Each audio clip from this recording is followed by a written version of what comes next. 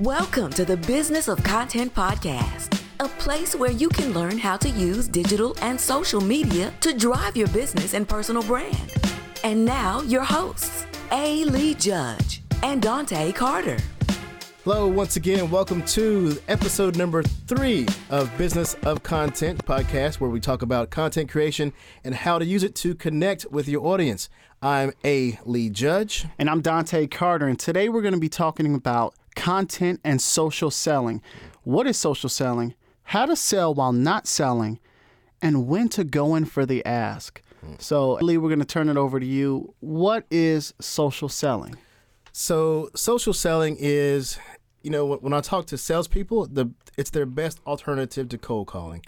What is social selling? It is providing content to your prospects through social media, right? The key part of that is you're not selling. And that's usually the hardest part for salespeople to get beyond, is they're not going to go right in with a sales pitch from day one. Social selling is talking to your social network, providing them value, providing them insights into the industry or the topic or the solution they're looking for, and strategically surrounding them with their people who they are surrounded by with information. So it's being social. Look at it as the way you would do with a friend. If a friend is looking to buy a car and they're looking to buy a car and you just went through that, then you wouldn't say, hey, go down to this place and buy this car. It's a great deal. You would say, I was looking for a car myself last week, and you have 4 kids like I do. So, for me, an SUV was the best thing, and I'll tell you why. You may say, I know of a few places that, are great. They're great. It's a great company, gives great service. Or you may say, this car has better fuel economy, or you may just share your experience. That's the main thing. You would use social to share your experience. So the same thing as you would do with your friend, you can do the same thing on social media to build trust, to share information, to be social, and to give value without going in for the ask too quickly. And in this day and age, it's all about value, thought leadership, and what you can provide for me. But when you say it's an alternative to cold calling, usually when these businesses are cold calling, we're blocking.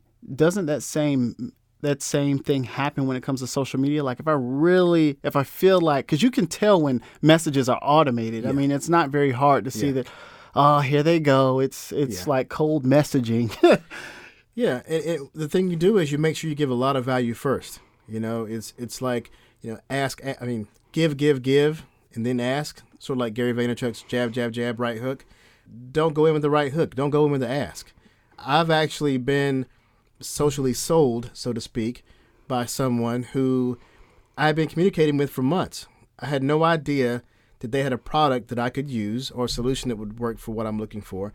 Now, they probably had a game plan. They knew that as someone working in marketing, I may be interested in, say, tchotchkes or giveaways, cheap giveaways, or whatever you have for events. They probably knew that starting out because they knew I work in marketing. But what they did was, first they built a rapport to where I trusted them. I knew who they were as a person.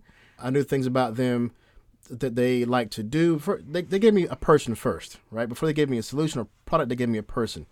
And then they began to expose their expertise, right? I saw them refer someone else to, hey, here's a good idea for the show you're doing. We've had, here's a T-shirt that might work for you.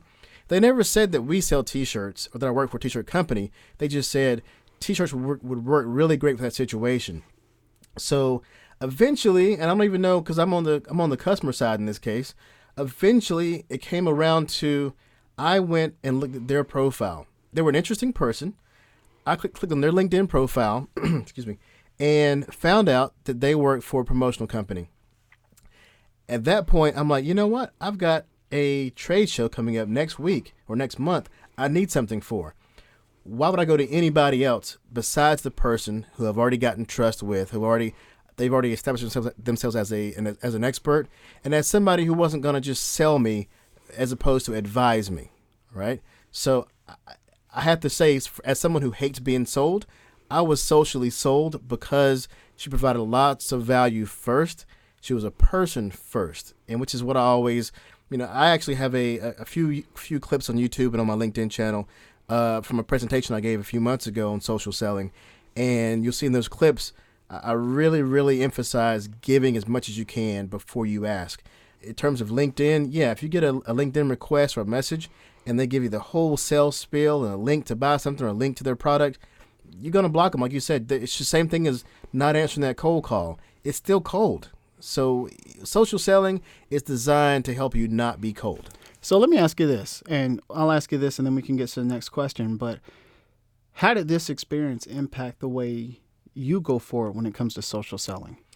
Well, so even though I already have and understand the philosophy of give, and then ask, the person that did this did it in such a way that I don't even know if they had an original plan of how to sell to me. If they did, it was crafted very well, and I give them credit for that. They probably knew my persona as to being someone who eventually would be in the market to buy what they're selling. So it basically just reinforced or reemphasized how important it is to give value. And on top of that, I was able to, in addition to giving value within the industry, that person also gave the value of themselves. I got to see that person was honest, that person was genuine, that person was interesting, that person would comment on my content that was not about what she was selling. That was a big part. Mm-hmm. So I think engagement was what the biggest thing I learned was. Yeah. She engaged with me and with my content. So I received a lot from her long before she asked me for anything, right? So that was a big thing. Even though it was off her topic, she still engaged. That's powerful. Very powerful.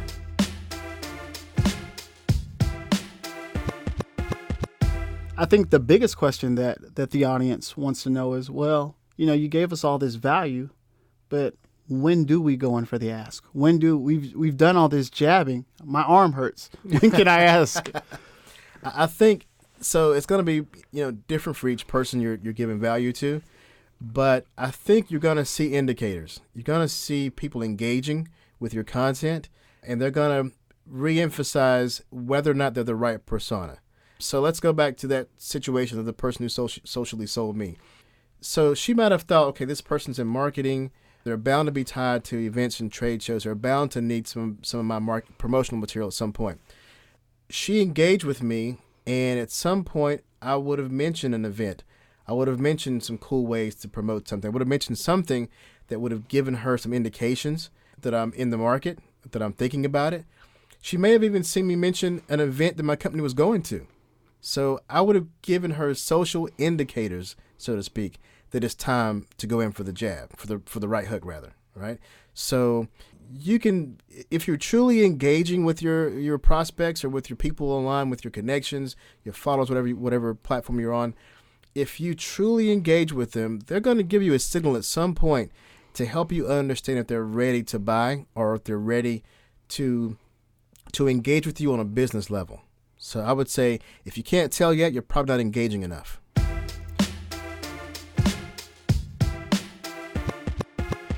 And, for the people that might be trying to understand this whole engagement process, mm-hmm. just kind of break down to them why engagement is so important. I mean, me and you have an understanding why it's so mm-hmm. important, but really just that emphasis on it for them. It's almost like fishing. You can have a hook in the water with a worm, but you're just sitting there all day. Until somebody bites, then you don't know if you're being effective or not, right? So when you're engaging, you're putting out content. That's what we're talking about, right? Business content for business. You're putting out content, and if your content is designed to raise the attention of your audience that you eventually want to sell to, if your content's on point, then they'll start biting. You start getting nibbles on that content. Someone will comment on the content. They will have some input, some insight, some feedback. Again, they'll give you indicators that they're ready. And I wouldn't go for the right hook as soon as they nibble, but I would engage with that person even more, engage on their content. In other words, engaging meaning respond, comment, give some insight, give your opinion, accept their opinion, debate with them, do something to stay on their radar, whether you're the person receiving engagement or giving it. So that you both, it's just like a friendship. So you both are learning about each other, getting some indications of where each other stands. It's almost, I don't want to simplify it down to a friendship because these aren't people you know in real life, but the same principles apply. The more you know somebody, the more you feel comfortable with them, the more you're likely to take their advice on something. So let me ask you this, and this is a little bit kind of out there, but when you mentioned giving your opinion, we, as we all know, we're in this society of being PC. Yeah. Saying the right things, or if you're not saying the right things, just not saying anything at all. In today's day and age, when it comes to engagement, when it comes to people wanting to do business with people, how important is it to have an opinion and not being fearful of what potential other opportunities may feel about that? I think it's important to have an opinion in context. In other words, there's still some zones you probably shouldn't touch on, at least on like a LinkedIn or a business platform. I would suggest stay away from politics. Stay away from anything that's considered a hot button issue at the moment, right? Unless it's in your industry, or unless you're a politician, of course. But so my views on opinions are, I wouldn't open a conversation with an opinion of a mass topic. On the other hand, if you have an opinion on your industry, on a product, on the way something should be done in your industry, then that just shows your expertise. So if you are a thought leader, an analyst, a consultant, then you definitely have a valuable opinion in what you do, but it needs to be within your industry and within your realm. And I would say if you want to try to draw a line, it would be professional opinion versus social opinion, right? So if it's a professional opinion, by all means, go for it. That's what we're looking for. We want value from you. We want to hear what your professional opinion is on something. Your social opinion, leave that for Facebook. No, and I appreciate you breaking that down because, I've been to different seminars and I would hear folks say, you should always have an opinion, regardless of the issue. You have an opinion. People need to know where you stand, and you need to be comfortable with where you stand. And I think even that is within a business conversation. I mean, if the conversation was already in that realm, if it's a political conversation, and we all know we're talking about politics right now, then by all means, have an opinion. If it's about racism, and that's the conversation, by all means, have an opinion. But if you're doing business, then your opinion should be about business. So keep it within the context of whatever the conversation is.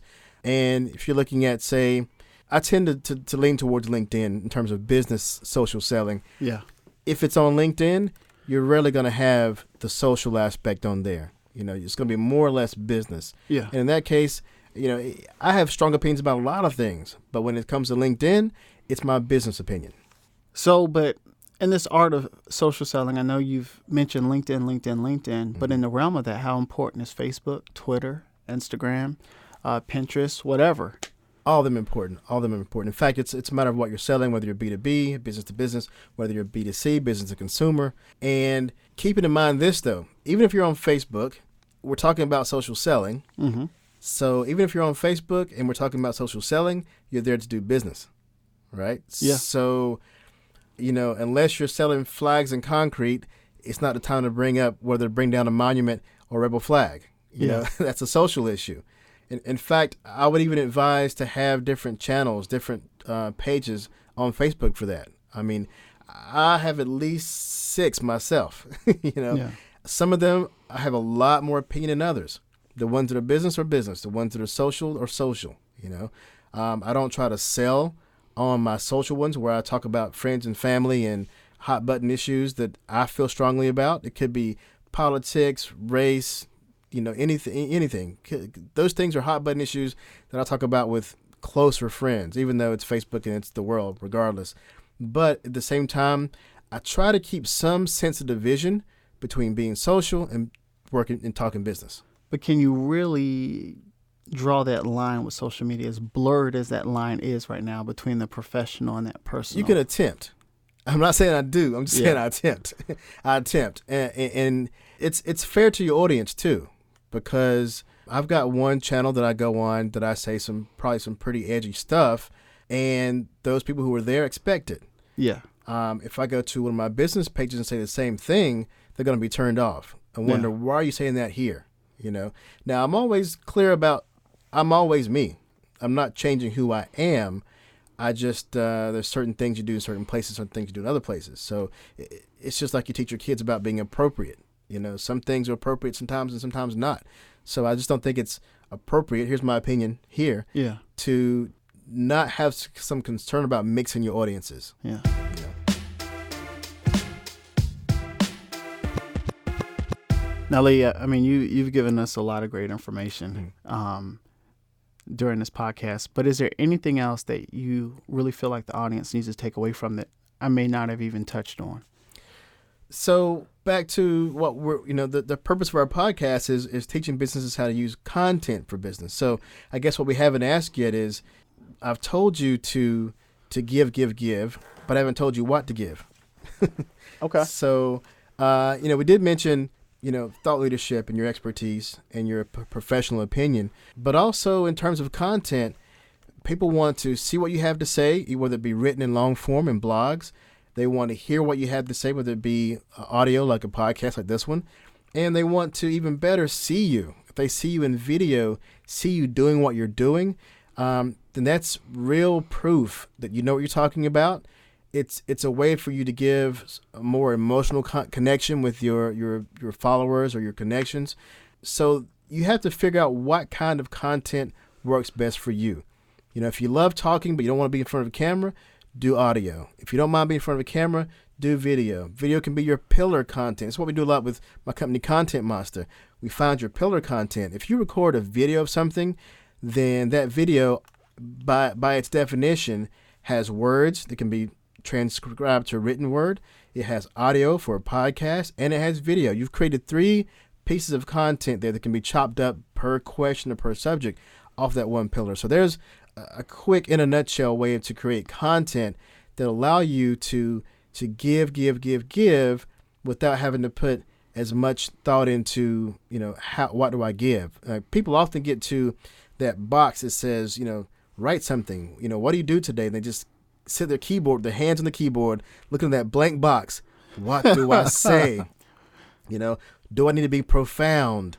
You know, what will my colleagues think? Is this professional enough? What do I say today? With the blank cloud sitting over their head. The blank cloud with the dot starting over and over like a text. It just starts over and over and over. That's where most people get caught. They get caught right there. Whereas if they turn their phone on, their camera on, the minute they have a conversation, even often like when you and I get together for the podcast and we start a conversation, I say, whoa, stop. Save that for the podcast, because we're going to end up having a lot of good points, a lot of value to give to someone that we've only given to each other. So let's record it. It's true. Give it to the world. Very true. So what you're listening to right now in this podcast is an example of that. And we may even take this podcast and chop these questions up piece by piece. It's 5, 6, 10 pieces of content for each conversation we've had within this podcast. So there's an example of what you can give. And then even on that flip side, you know, you can chop up the questions, but you can also say, well, you know what? Maybe I didn't get as detailed with that question as I want to. And you can write a blog. It was, you know, I was on a radio station the other day, and I had that opportunity to really sell myself. But in the course of really selling myself, I was like, I don't think I sold myself. I didn't answer those questions as effectively as I think I could have. And I guarantee while you were having the interview, while you're talking, you had ideas. Wait, I want to say more. Just make a mental note, right? And I was, next topic. But what did I do? I took the bits and pieces that I had, and I said, you know what? This is how I would have answered that question had I had that time. And I think people respect that, because we all have these moments of we're a deer in headlights, and we're like, oh, great question, but I'm not sure what to say. And I think those are also great opportunities, to your point. And I think, you know, we hear Gary Vee talk about it a lot, of the document, don't create. So even with this whole, when I went into the radio show, like they had their equipment, but I had my camera as well. I had all my little pieces to where I was just like, okay, how can I create content from what was just documented? And so I think that's very huge, looking at ways of, okay, how much content can I get from a certain place, whether it's a radio interview. It might be a morning staff meeting where lots of ideas are exchanged, where your audience can hear so much about how much you care about your clients and the people that you're serving. And it's huge. That's an emotional connection. Yeah. To see how much a human cares or what they do from their heart versus their mouth or their paycheck, that is very important. That will carry a lot further than most anything you can write. Is just showing the human side of yourself. Yeah. I mean, that's the one part that you can't teach. You can't teach somebody to be a human. Right.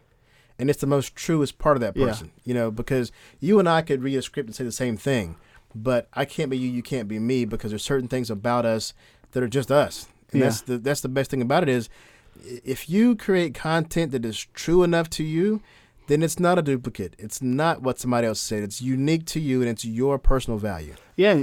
Just as a quick side note, I was reading an article about AI and how as amazing as AI will be and can be, the one thing that it still can't factor in is how humans will respond. And because of that, there's always going to be a place for folks like me and you, because yes, you can program this computer to do X, Y, and Z, but you still need a person who thinks like a person outside of just having this robot. I market for a company that creates software robots to help customer service agents. And there's always the fear of they're coming to take our jobs. They're going to take our customer service jobs. Well, there's a limit to that right now because the robots can't do what you just said. They can't provide the empathy, right, that a person could. Now, there is software that can read, your expression, how you sound, but reacting is another story. So what happens is, even in that realm, the human part is needed because what happens is the robots help the agent, and the agent has more time to be human. So bringing it back home, being human, that's the thing you can do on camera or on mic or even in your writing if you're a good writer, to just be yourself and be human. Yeah. It goes back to the point that we talked about in our first episode. People connect with people before your products or your services. So before you get to selling what you do and what you provide, sell who you are. Connect. Sell who you are. All right. That wraps it up right there. Sell who you are. That's the best way to do social selling. That's the best summary. Sell who you are first. Yeah. All right. Before you sell your product or service. Yeah. All right. That's your give. Give you first. Yeah. Give. And then finally, go in for that right hook and get you an ask. Yeah, but you've already massaged them, so the ask is so much easier. It's so much easier. It's like asking a friend for a favor instead of a stranger for a sale. Ooh. Can we end on that one? We can end on that one. Dante, where can we find you online? Hey, you guys can catch me at www.cartermedia.net. You can find me on Instagram, prcarter03. You can find me on Facebook, Dante Carter, Carter Media Group. And hey, connect with me. I want to talk to you guys. All right. And you can find me. This is A. Lee Judge. You can find me on LinkedIn under that same name, A. Lee Judge. And you can also find me on my website, contentmonster.com, MONSTA, contentmonster.com. We'll talk to you next time. This is, again, episode number 3 of Business of Content. We're out here. Peace. Thanks for listening to the Business of Content podcast, brought to you by ContentMonster.com and Carter Media. If you enjoyed the show, please don't forget to give it 5 stars and subscribe to the show on your favorite podcast platform.